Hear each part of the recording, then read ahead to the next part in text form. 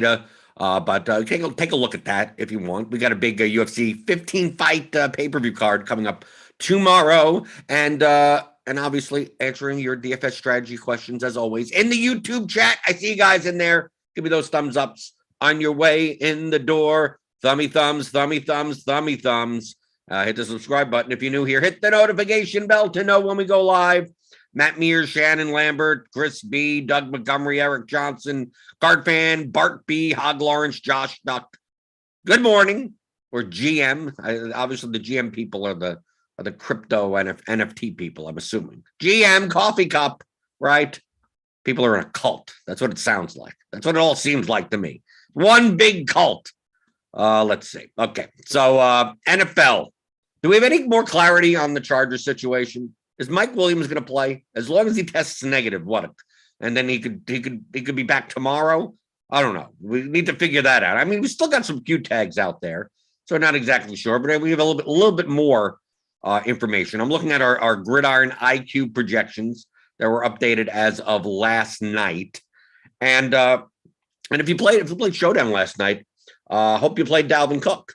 Right? He was way under owned. He was 24% owned in the flex. I think 5% owned in the captain. And that's I played Cook. I mean, I didn't make money yesterday because I didn't have the combinations right. But people were scared of the injury, right? So either he was going to be over owned or under owned. So if you thought that he was going to be like 45% owned, then not playing him would have been fine. But if you thought he was going to be 24% owned, you probably should have played him. Probably the highest expected value player on the slate at that ownership. So it's not a matter of what you think is going to happen. It's never what you think is going to happen. It has to do with the probability versus the ownership. That's it. That's all DFS is. So people, I'm scared of the injury. I saw in the Discord this morning. It's like I was concerned about the injury. It's like it's not your concerns mean nothing. What is the field going to do versus the probability? And the field was much more concerned with the injury than not, right? If there was no injury whatsoever, Dalvin Cook was just Dalvin Cook at 10-8 on that slate. He would have been 45, 50, 55% owned, okay? But he was going to be 24% owned, right? 25% owned. So you play him. If he gets injured on the first play, oh well. It's not about predicting the outcomes. It's about seeing what the probability is versus what the market believes it is, and the market was off. So I'm going to be on the other. I'll always be on the other side of the market. Right here, Bart B said, "Same here. Had him in captain in one lineup, but didn't have enough of the other guys." Right, I had him in plenty of lineups. I just didn't have him as captain. That was my main thing, right? So my lineups were good, just that without cooking the captain, I wasn't going to win big or anything. I had him in. I think I had a 16 lineups. I had him in 10 to 16. But all in the flex. Ace Boogie, how do you calculate the probability? Well, the probabilities are all in the projections. Last night's Dalvin Cook projection last night was like 17 as a median, and he was going to be 24% owned. Everyone else in that range is going to be twice as owned. So playing him is more advantageous. You just look at the projections. That's it. It's a lot of people just don't like. You got to let go. You got to let go, and the math is going to be better than you. All you have to do, like if everyone just looked at projections, we all would the DFS would implode, right? There wouldn't really be much of an edge anymore. I mean, there would be a minimal edge between who could do the best projections or whatever. But we rely on the fact, especially here, if you're watching this show. You subscribe to RotoGrinders, which you can get all of our projections. Sign up for a combo premium package for all sports. Click on the link in the description, get $10 off your first month. We do all the work for you. That's what do you think all of this is? That's why we have smash values. That's why we have value percentages. This is all based around the projected range of outcomes, based on projections, simulations, a distribution of outcomes. Everything's in here, right? And look at the differences between like the ranges of outcomes of most players. Aren't that dramatically different? So people tend to go towards certain players. Oh, I'm going to play this guy because of X reason. It's like It's 1 point better than the other guy. Should it constitute double the ownership? No, it shouldn't. You're seeing where those inefficiencies are. Right, as Daniel Hutchins says, better projections alone would not be enough to beat the rake. Right. That even if everyone had the most accurate projections or reasonably accurate projections, I can't see one projection model being that much better than the other that you'd beat a 15% or 10 to 15% rake on the contests. But we're glad that there's still so many people that don't use tools like this. Even people in the chat, right? Even people in the Discord. People sign up for RotoGrinders. And they say, well, what do you like today? It's like, I just look, I like the projections. Just look at the numbers. Do you like this guy or that guy? It's like whichever number is higher in a vacuum. I guess that's the answer. So taking a look at especially like salary adjusted plus minus, their expectation on salary. What are the players that are higher owned, that are over owned? What are the players that are under owned? If you just look at a vacuum from player to player. Obviously, we're playing lineups. We care more about the lineup than the individual players. But you could kind of guess what players you're going to have more of in lineups that's going to make up that difference in projection and ownership just by look. I could sort by projected ownership, for instance. Assuming these numbers are correct, right? I mean, if you want to change the numbers, change the numbers. I'm just going by just basically what I'm looking at right now. Okay? You change some of these numbers and it changes everything. So I'm not questioning anything. I have not gone through and go, is this guy really going to be this owned? We don't even know the situation with some people. Is DJ Moore really going to be 20% owned? I'm not sure. So let's say we look at the running backs, for instance. So essentially, like either sort by RGB, salary adjusted plus minus, and then in comparison, look to see who is more, who towards the bottom is owned, but towards the top isn't owned. Or you could do it the other way and use sort by ownership. Okay. So anyone that's high on the list that has a lower like salary adjusted plus minus is most likely over owned. You're going to get them in less lineups. So based on this, we take a look and it's all color coordinated for you. So that's even better. That as of now, based on these numbers, assuming he's 26% owned, Javonte Williams, over owned. We take a look here, maybe CH may be a little over owned. Eli Mitchell may be a little over owned. Under owned would be Kamara, Barkley. Guys that are lower down on this ownership list, but have a higher salary adjusted value. Right, so maybe Fournette, maybe Eckler won't be owned enough. Not as much, I mean, still going to be owned. So take a look at like a wide receiver. Right, sort by ownership. Sort by ownership. Well, we really don't know what the Chargers situation is. Is Guyton going to be over? Is Guyton going to be owned even if Mike Williams plays? Well, probably. I mean, Allen's out.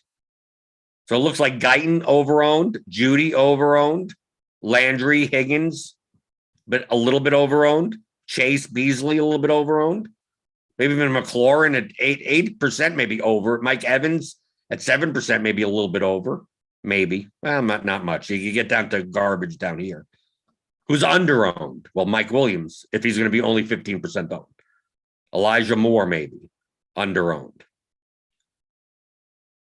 Right? You take a look. Brandon Cooks, maybe. Is he going to be 17% owned? I don't know. Tyreek Hill at 8% looks under-owned.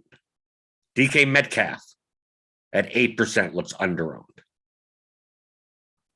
Now, you'll eventually see this in the lineups. If we run the lineups, these are the guys that are going to show up more than not for the ownership of the lineups. Okay? So let's say I run a 300 build. Okay, and I'm going to run a 300 build trying to make correlated construction. So essentially, I'm setting it up so that I get 3+1 in 50% of my lineups, 3+0 in 30% of my lineups, and skinny stacks, kind of 2+1 in 20%. Just I mean, these numbers.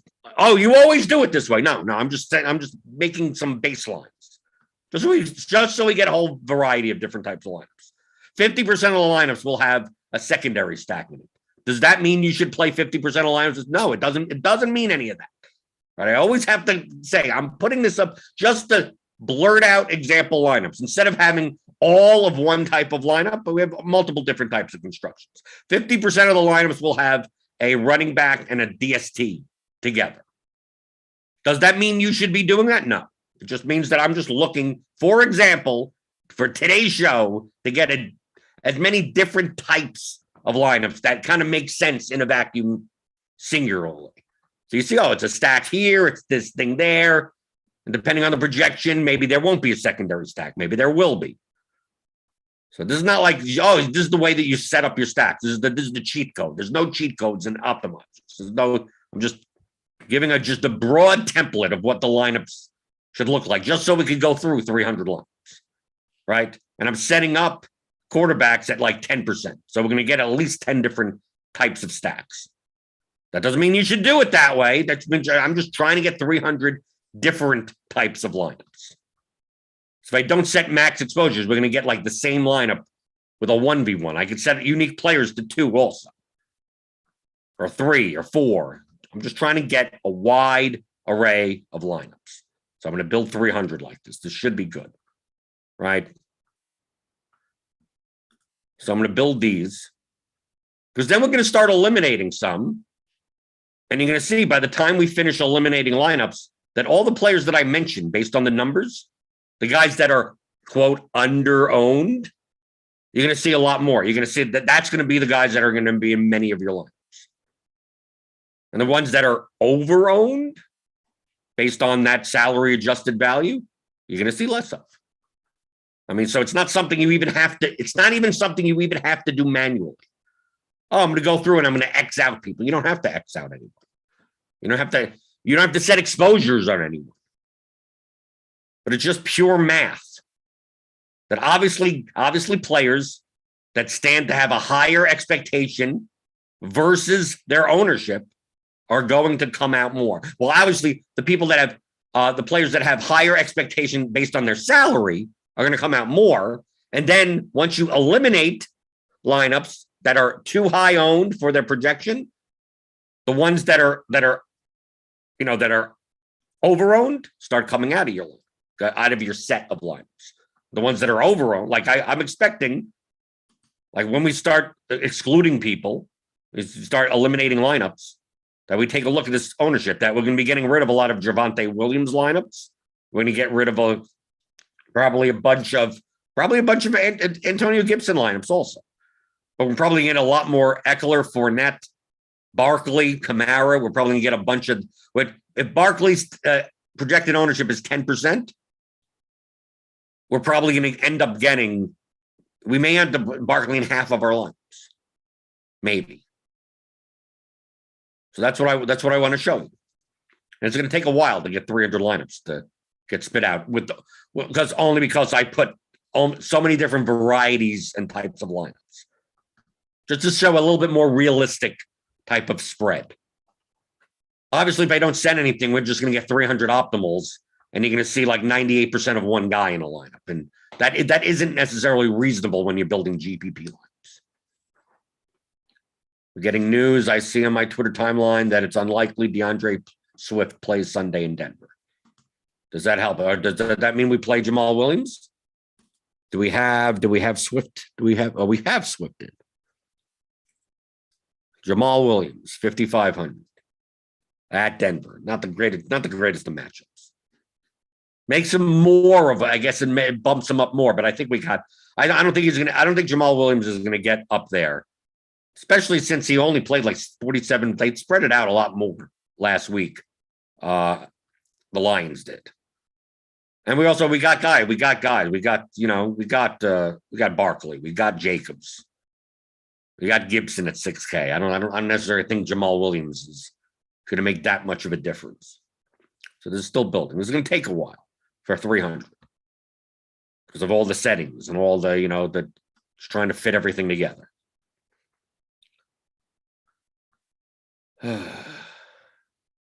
Raul, is it bad to run the sample initial build without creating your groups? Why do you need to create groups at all?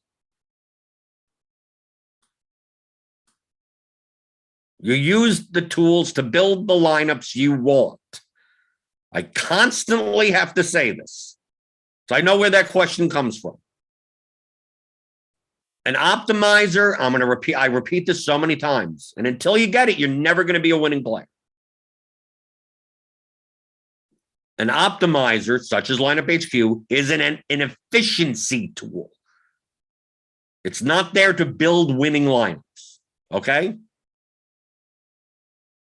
If I gave you a toolbox and I said, I'd like you to build a bookcase for me, do you just go in the toolbox and like tools work?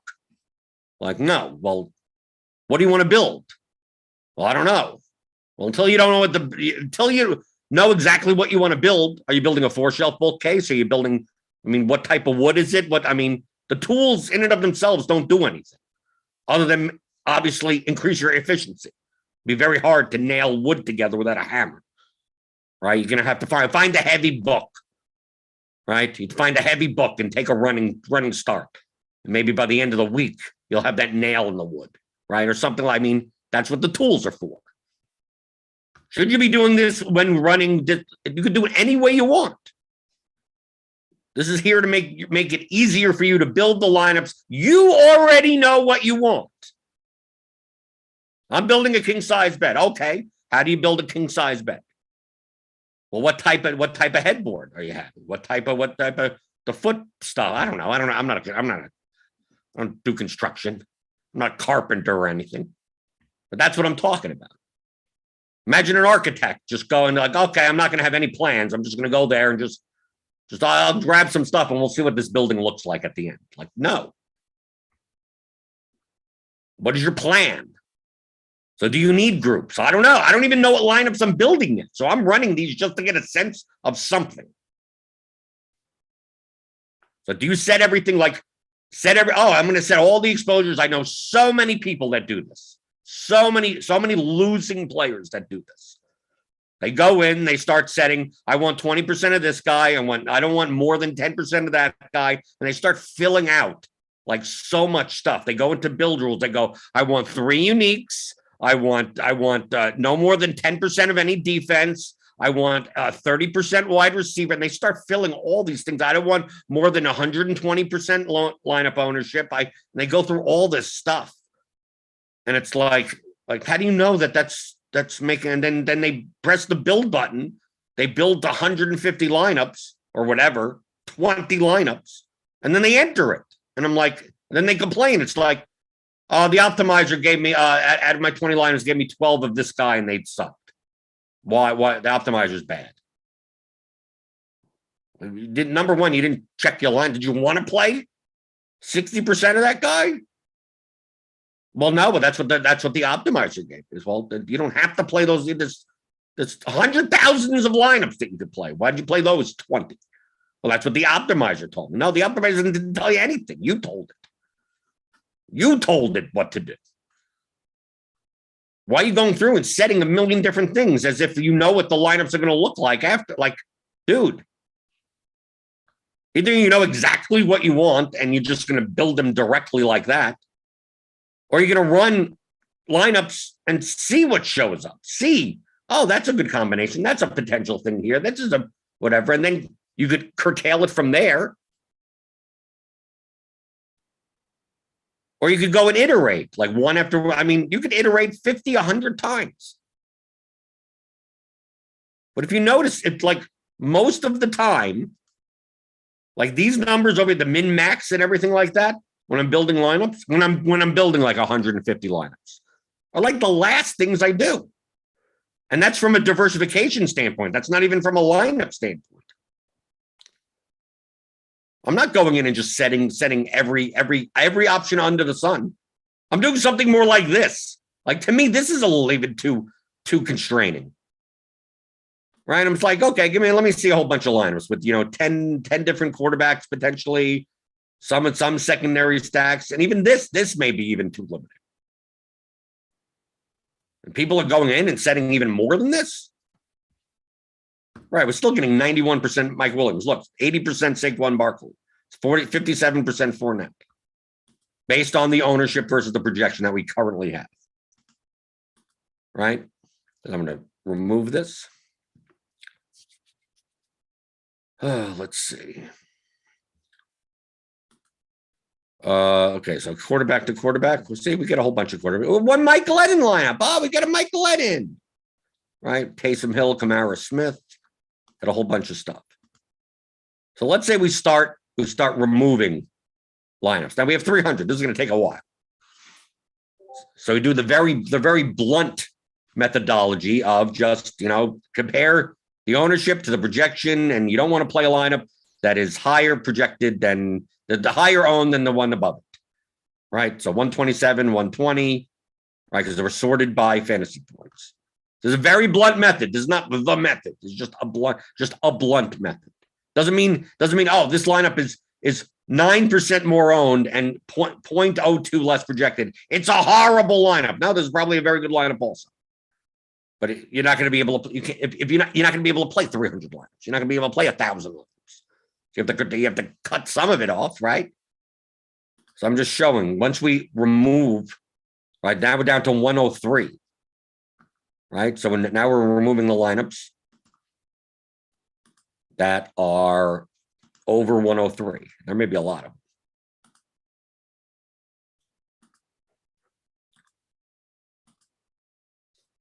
$103.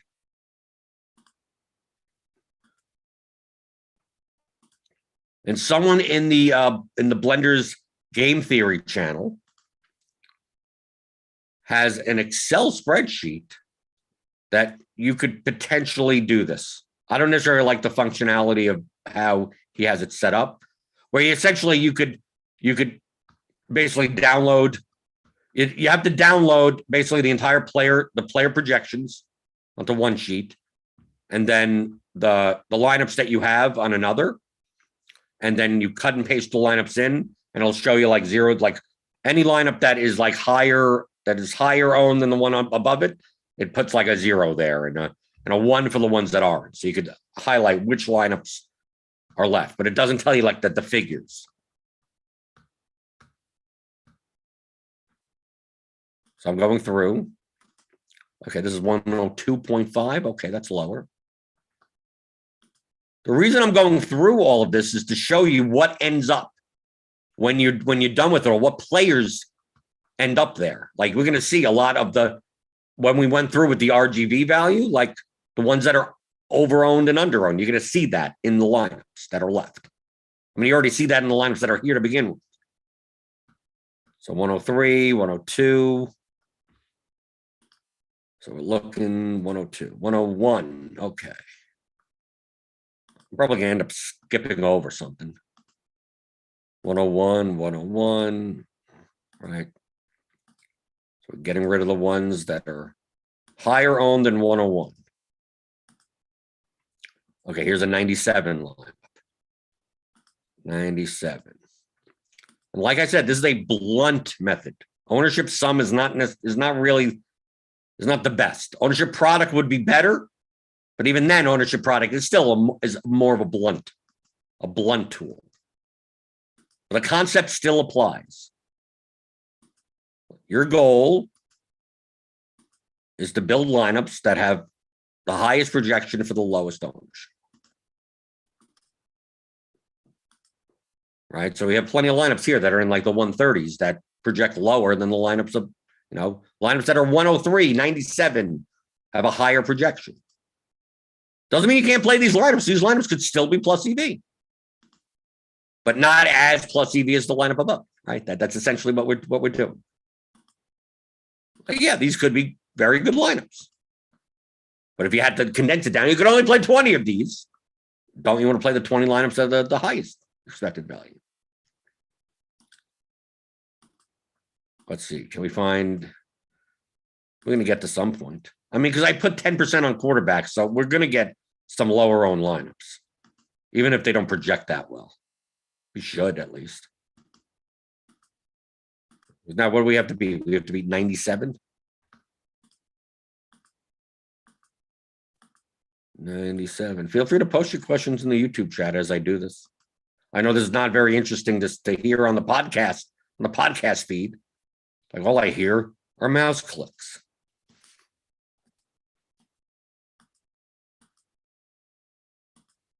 The main reason I'm doing this is because I want to show you what we're left with. How when I went through the players, you know, when we went through it, it's like, oh, this guy's over-owned, this guy's under-owned. Like, those are the guys that end up, the under-owned guys are the ones that you're going to see in the lineups that are left. And the over-owned ones are the you're going to see not in the lineups that are left. Which means either you could obviously do it and look at the players one by one, or you could just run the lineups and see. Like so many times, so much of this stuff of who's over-owned, who's under-owned, that type of stuff. Like just run the lineup. When I say run the lineups, that's what this type of stuff. Just run the lineups and see. Oh, I'm getting a lot more of this guy. Okay, there has to be a reason for that. Doesn't mean you have to play 90% of them. No, of course not. But it means that in a vacuum, they're the highest expected value player because of their projection versus the ownership. They're the core pieces that make the lineup project well for lower ownership. We didn't find any. 103. Are we getting 97? We're still, no, we're only down 2 points from there. 97.6.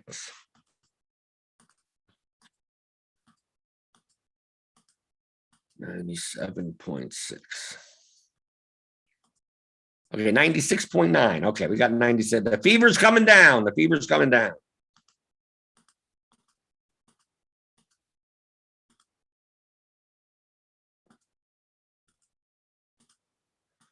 Oh. 97. How many lineups have we eliminated? Have we eliminated 100? It's going to take a while. I expected more lineups, actually. Like, we got a big, massive drop fairly early. So we're going to be getting rid of a lot of lineups. 98? Are we beating that? No, we have to beat 96. Even though this could be a fine lineup. Mahomes, Pringle, Hill. Josh Jacobs, I guess. That could be good. I mean, all of these lineups could be fine. It's just that which ones are the potentially higher expected value ones out of the bunch. Getting news. I see a tweet that Pollard is a game time decision. Mixon is at practice, but he's in sweats. Looking more and more like a game time decision. This is why do people build lineups like now? Dude, I stopped even building lineups Saturday night. Right? Because we get all these guys where it's like, you know, I'm not even sure what's going to happen in the morning. And it's going to make a difference. I mean, look at last week with Michelle and Henderson. I don't know what was going to happen. So, like, why am I building lineups on Saturday afternoon or something? I could do this on Sunday morning. Hell, I do it before inactives, but I mean, I could still even get it done in 90 minutes. People want to build lineups on Thursday. People want to build lineups on Tuesday and Wednesday, and I go, you're nuts. We still got tons of Q tags out there. Am I going to find any lineups under 96 here? 96. Give me.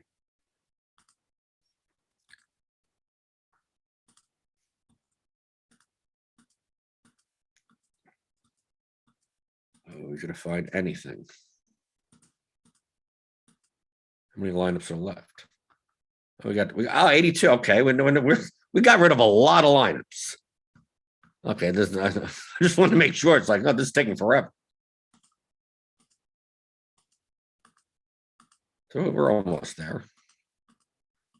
Do we have anything under 96? Anything at all?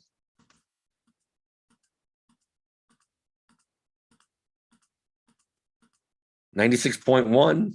I mean, that technically is lower. We're only giving up a 1.5 there. That isn't horrible. 96.1. 93. Okay, now we're getting some lineups. 93.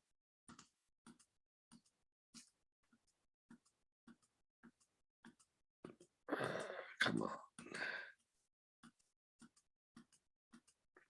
And we're going to see what's left. I didn't even look. I don't even know who's in these lineups. I have no clue. I mean, I have a clue because we looked at it before.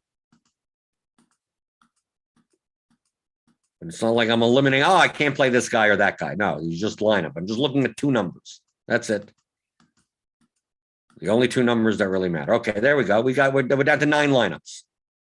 And look who's in the lineups. Mike Williams, Barkley, Elijah Moore, Fournette, Kamara, Traquan Smith, right? Tyreek Hill.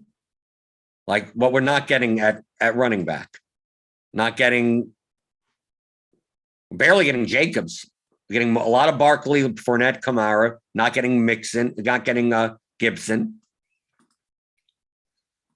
Right, at wide receiver, Williams, Moore, Smith, Cooks, Hill, Pringle. You have one DJ Moore lineup. Tight end, still getting O'Shaughnessy, Everett, Kelsey, DST. A lot of the Buccaneers at 1%. Quarterbacks getting a lot of Hill, Kamara, Smith type lineups. But this is based on the numbers that you make Taysom Hill 15% owned. You make Kamara 20% owned. This entire thing changes, right? Because the projection isn't going to change. So this lineup, if Taysom Hill was 15, another 6, you'd have to add another 6 to this number. And if Kamara was 20, you'd have to add another 7 to that number.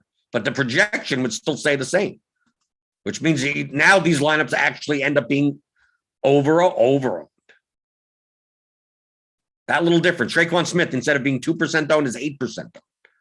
Well, that changes that changes this. It changes the ownership some, but it doesn't change the projection. Just like with Barkley.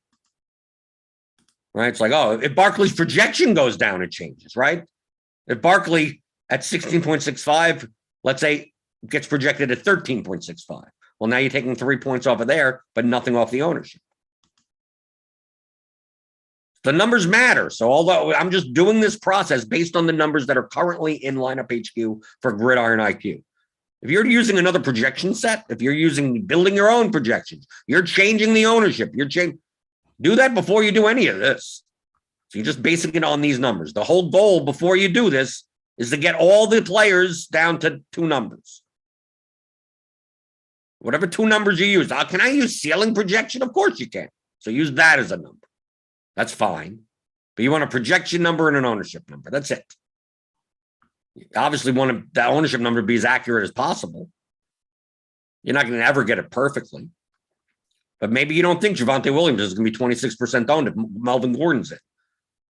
And you go, no, I think he's going to be 10% owned. Well, change the number before you do anything. If you think Barkley is actually going to be 14% owned, I mean, it doesn't have to change much. You change Barkley's ownership from 10.9 to 16. He may end up in those 9 lineups that we had left. Maybe he only ends up in 2 of them and not in 8 out of 9. That's how those differences may matter. But that's what I was telling you before. We sorted by ownership on these running backs. I said, we're probably not going to get much of Gibson, Williams, Mitchell. We're probably going to get Fournette, Eckler, Kamara, and Barkley. And oh, wow, look at it. That's exactly what happened. Wide receiver. Said probably not going to get Guyton, probably not going to get Judy, Landry, Higgins. Probably get a ton of Mike Williams, Moore, Tyreek, Metcalf, maybe a little more, maybe possibly Diggs, maybe some Brandon Cook, and then that's what happened. Tight end sucks. But like Everett compared to Shaughnessy, like Everett's 3,500, Hooper, right? We take a look at Everett versus Hooper. Like Everett projects more than Hooper, but Hooper is projected higher owned. So obviously you play Everett over Hooper based on these numbers. You switch that around and it goes the other direction. So I can just look at this and know what's going to show up in lineups. I don't even have to run. Oh, I'm going to run 300 and see what happens. I mean, you can, but I can get a sense of like, oh, who's going to show up more than others. Just based on looking at the numbers. That's it. Going game by game, game by game, and going, oh, what stacks are going to show up more often than not? Well, the games that have the higher projected players in, right? You go to Dallas, Washington, and go, why am I not getting a much of Dallas, Washington? It's like, well, the salary adjusted values of these players are low. Doesn't mean they can't hit a ceiling. You're right. But their medians are lower in comparison to others. Right? You take a look at it now, you see much better numbers here. Jacobs, Hill, Renfro, CEH, Kelsey. A little bit better here. Take a look at New Orleans. The Jets, you see Kamara, Smith, Moore. Then you have Taysom Hill as one of the better projected quarterbacks, salary adjusted wise. And you wonder, that's why you're getting a lot of it. And then the higher on those types of players are, the less you'll get of them because you're sacrificing ownership in your lineups. And the more that they're under-owned, the way more you're going to get. These are just the basic concepts of DFS. You could do this in any sport. Michael Dompier says, without building groups, how can I put in the 90 hours per week I need to be successful in DFS? Right? You got to spend all that time to make all the stuff. No, you don't have to spend all that time at all.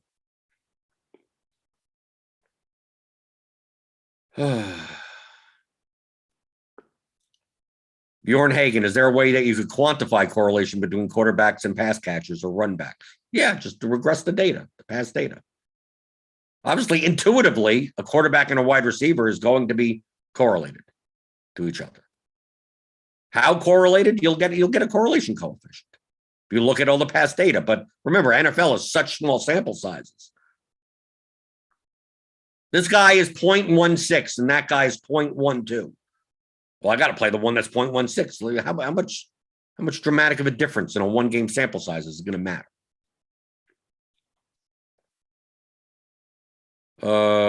Possibly stupid question. Did someone say RG improved functionality to allow multiple settings saved for different size builds? Yes, you could save your settings, right? You could save sets of settings here. I don't do it. But you could save whatever setting you have, right? In the build rules, like you could save, right? Update DK NFL defaults, and then you could save you could add a new blank set and save that. And you could swap between them. So let's say you have an entire setting for the Millie Maker, and then you have an entire setting for building like your 3 max lineups. Like you could do that now in RG and swap between them.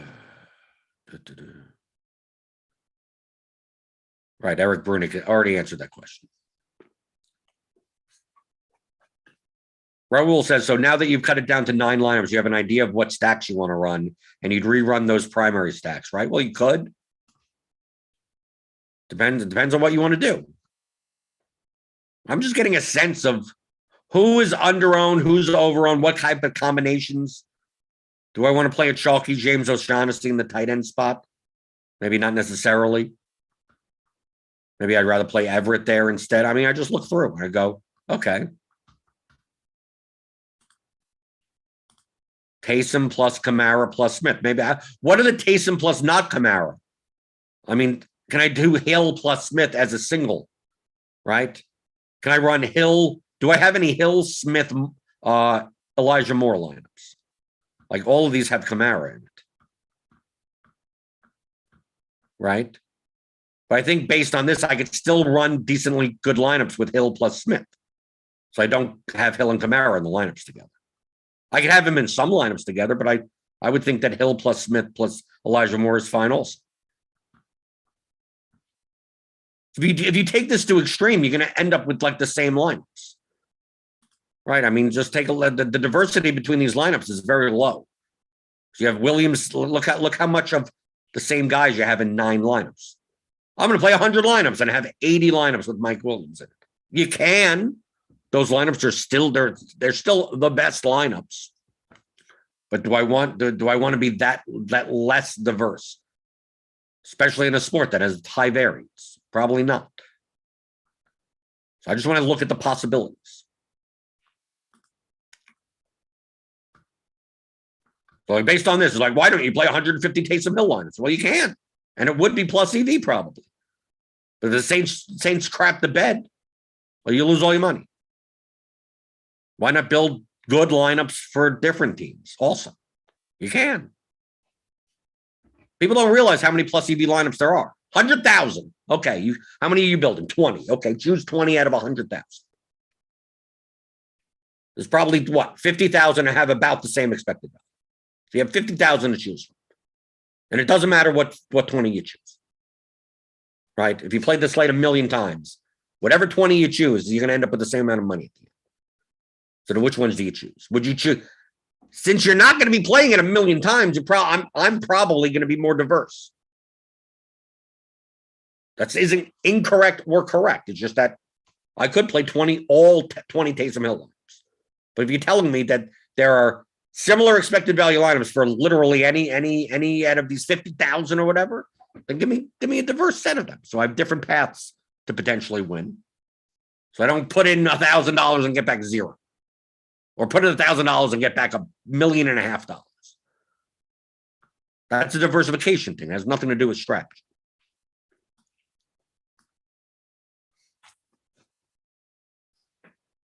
Daniel Hutchins is correct. Because of the small sample size, it probably makes sense to compute correlations for similar classes of player rather than individual players. Right. And you could say quarterback to wide receiver has a certain correlation.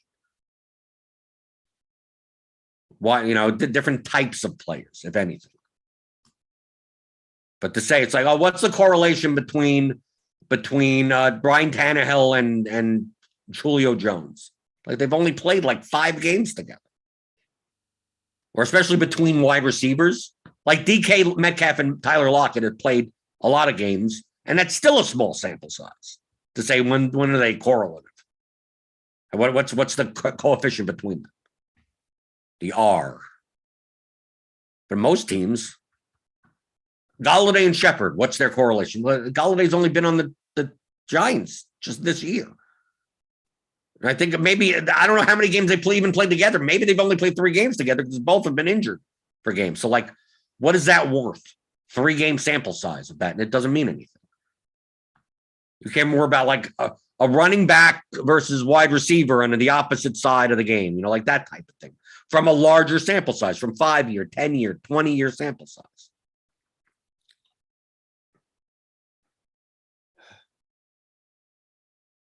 Neil Jaworski, Blender, can you go over a high-level overview of your late swap process? What's there to go over? The lineups that are towards the bottom, take out the chalk. The lineups that are towards the top, you insert the chalk. The block. I mean, that's in general. That's a very macro view. I don't know what else would I be talking about. Okay. Peter Corey's, I'm here for MMA. Okay. What do I got for MMA? I haven't updated these odds, the betting lines, since early yesterday. They probably haven't changed that much. And I don't have ownership from one source. Amanda Nunes is going to go wildly over-owned tomorrow. I'm going to be under on Amanda Nunes.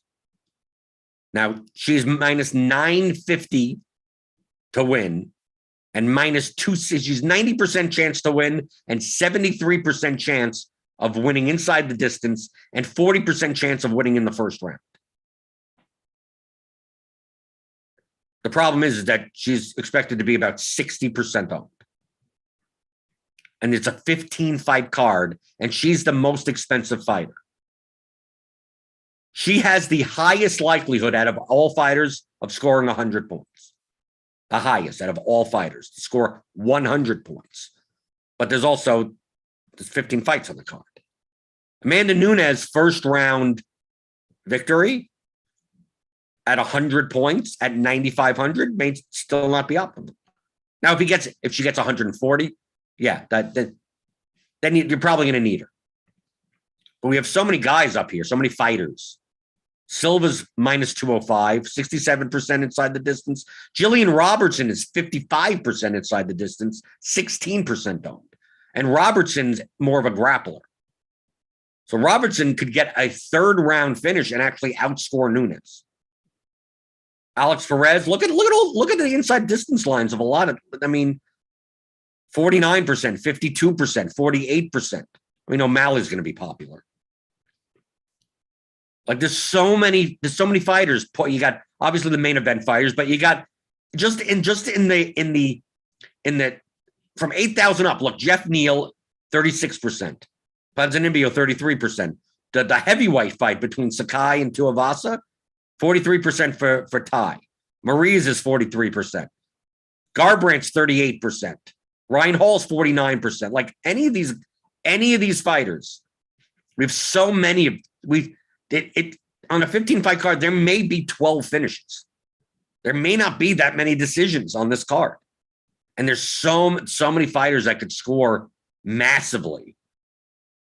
And if Amanda Nunes has, she wins in 2 minutes, based on, on ground and pound or something like that, then you're sitting there with 102 points, maybe. Right? Or maybe a submission, you're right, 102, 105. It's like, dude, how many fighters underneath here could score 105 with inside the distance? Plenty. She has to be the highest scoring fighter at 9,500. She's the most probable of scoring 100. I'll give you that by far. But based on the leverage, I mean, she still rates really high.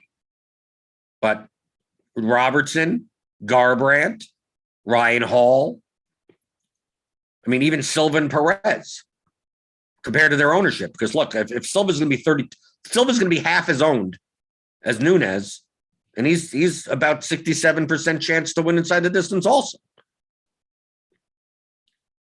But like Robertson, Perez, Perez is plus 180. Oh, that's not a horrible inside the distance line. That's 36%. At 16% ownership, who says Perez can't have 120 points? Who says Costa could get a first-round knockout, getting a quick win bonus, right? He typically doesn't go more than 2 minutes in the fights. Ryan Hall is plus 105 inside the distance. Who said he can't put up 130 points? I just see so many possibilities, high scores in the top, that there's more value in fading Nunes than playing her. Now, if you're playing cash games or something like that, yeah, you play Nunes over these other fighters. I get that.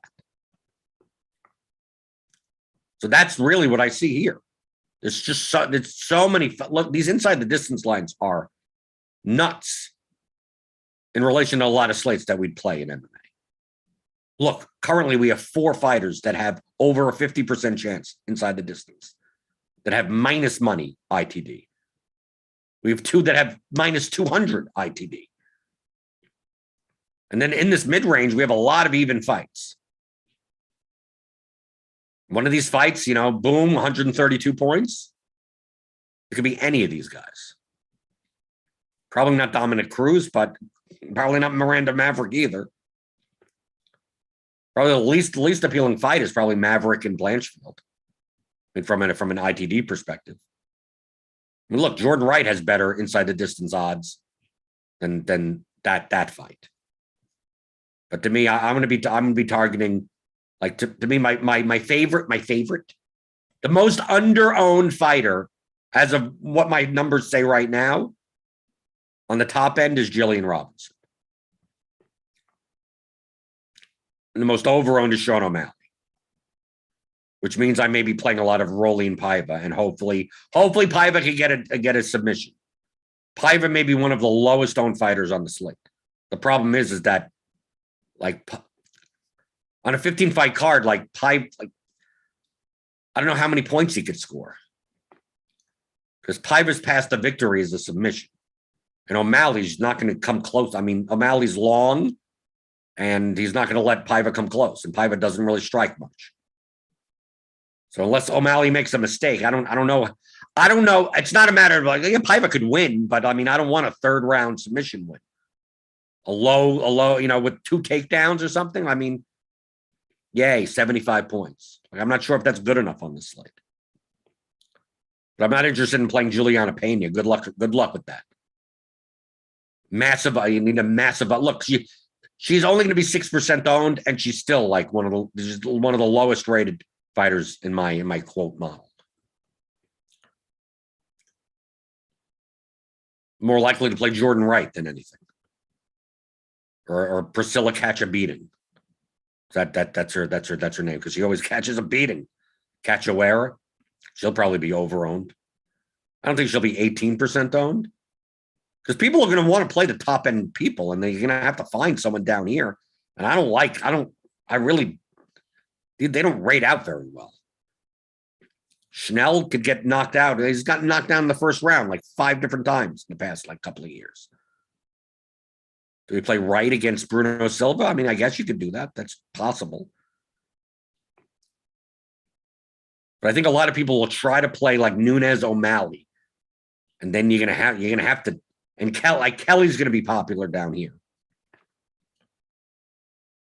But like Minner, Ige. There's not much down. There's really not much down here. And people are going to try to do these stars, and scrubs, but I think a lot of it is going to be in the middle, right? Taking one of the heavyweights, the Tuivasa Sakai fight. Eric Anders shows up well against Maurice. Both those fighters, that fight's going to be underowned. Garbrandt's going to be underowned. Garbrandt versus Kai Kara France. I think that's an underowned fight. But these underdogs are suspect. When Paiva shows up as the best for his ownership, I don't like that much.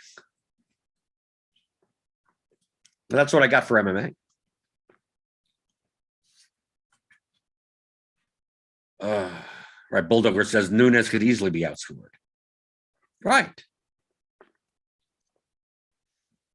A kickstart. I don't play much MMA at all. How often do you stack a single fight in GPPs? Never.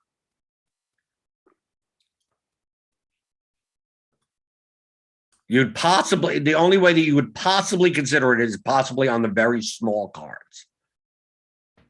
Very small, like 9-fight card. But a lot of times it's not that you're stacking a fight. It's just that a losing fighter ends up in the winning GPP lineup because like all the favorites win. Or the main event stack because it goes 5 rounds and it's high volume. But that's on very small cards. And even on small cards, I don't do it because people still do it too much. It's not about whether or not you should do it. It's in comparison to the field. So on a 15-fight card, you will see, look at the first fight. The first fight will happen. Go to the main GPP. You will see people that have stacked. You will see 17 lineups that are in first place because they stacked the first fight.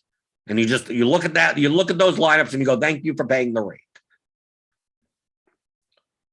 If anything, people stack the 5-round fights. They'll play Poirier and Oliveira in the same lineup. Now on small cards, that's more viable. On large cards, can it happen? Can that be optimal? Yes, it can be, but it's a very low percentage chance. And it's much lower than the amount of lineups that do it. People stack the main event in GPP. So it's not worth doing it from an EV perspective. It has a probability, but it's going to be owned higher than its probability. So even on 9-fight cards, I don't even do it because people stack it even more. I'm just like, nope. So no, I will never stack a fight in GPP. Cash is a different story. You're not looking for 6 winners and the highest score possible. Cash, most of the time you stack a main event. Probably on this card for if you're playing DraftKings cash, playing Nunes, Poirier, Oliveira as the start of your lineup I would say that's perfectly fine.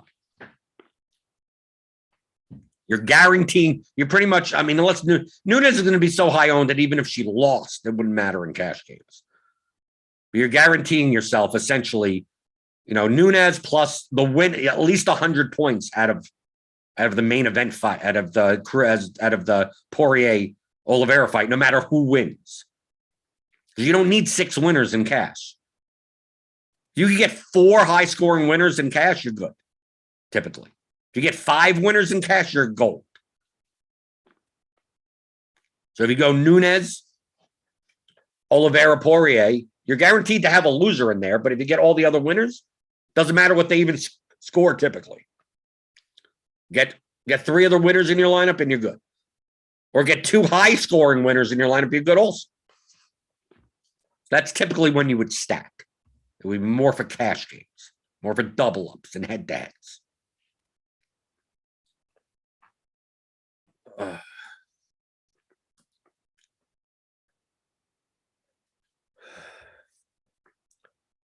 Let's see. Kickstart says, I know it's obviously negative correlation. I've seen those fights where both players get a lot of fights, got a lot of points. So basically only do it on short slates, if at all. Yeah. Yeah. Never in DFS. Okay, Kickstart, I want to give you advice.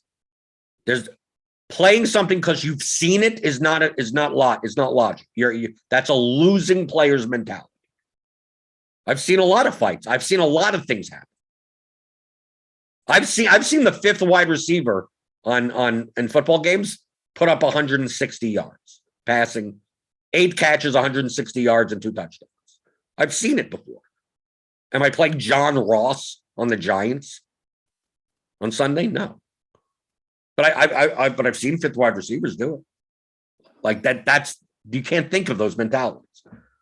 You have to think, what is the probability versus what is the ownership? That is it. That is all of DFS. That is what expected value is. So yes, if no one stacked fights, if I'm playing a contest, it's like 26,000 entries tomorrow, and I knew that no one was going to stack a single fight, not even the main event, I'd be stacking fights left and right. I'd be stacking the main event, right? Even on a 15-fight card. Because I know that no one is done. Now there's some value in it. It's a low probability, but its ownership is even lower than that. So then sure. But we all know in MMA, we see these, download the CSV. You'll see people stacking fights all the time. I'd say enough. There's enough stacked lineups in GPPs, in a large field GPP, to make up for half the rake. Half of it. There's probably 6 to 8% of lineups that will have 2 fighters from the same fight in their lineup. The probability of those lineups hitting are way lower than way lower than that. So let them do it. That's the key. It's not whether or not you do it or not. It's what's the probability of it happening versus what the market is going to do. The market still amazes me. You take a look. Sometimes you see the winning GPP lineup, right? $250,000. The winner after 3 fights is the guy that stacked the first 3 fights. Not just stack 1 fight, stack 3 fights. I guess you want to pay $25 for a screenshot that's going to end up being $0. So why are you doing it? Is there even stacking 3 fights? There's a very, very, very, very, very small possibility that that's a winning lineup. But even that one lineup, that ownership of that one lineup is probably lower than that probability. Right? It's probably shouldn't be doing it anyway. Okay. Yeah, Peter Corey says Monk and Chipotle probably made a mistake since they have 150 lineups. Or sometimes they throw in their cash lineup or something in the GPPs. I've seen that before. Sometimes you just see a random train for no apparent reason. People make mistakes. I make mistakes. I've done swaps and then I've done late last minute swaps in some lineups and ended up with like a lineup that, I had both guys in it by accident. Now I won't do that like 100 times, but I've done it, once. I've been going through and let me switch out this guy and that guy in one of these lineups. And I don't realize that I have his opponent in the line. So I've done that before. We make mistakes. We're human, right? Hopefully, we won't make mistakes on Sunday for the NFL slate. I'll be up later today. It's being recorded at 2:30, so it'll be posted to the YouTube channel around 5 o'clock or so. The Advanced Sports Analytics Show. We got other shows coming up today. NBA Grinders live later today. Crunch time for premium members. And as always, I talk about all these concepts that we talk about on the show at the Theory of Daily Fantasy Sports. How to think like a professional DFS player. It's a 15-hour audio masterclass that you can pick up at theoryofdfs.com. Hit that thumbs up button on your way out the door. Hit the subscribe button if you're new here. Hit the notification bell to know when all the shows go on live throughout the day. Tons of content. I'll see you in RG Discord if you're a premium member. I'm always in the Blenders Game Theory channel there. So I'll see you after hopefully a good weekend. Back on Monday to answer your DFS strategy questions as always on the DFS pregame show on RotoGrinders.com.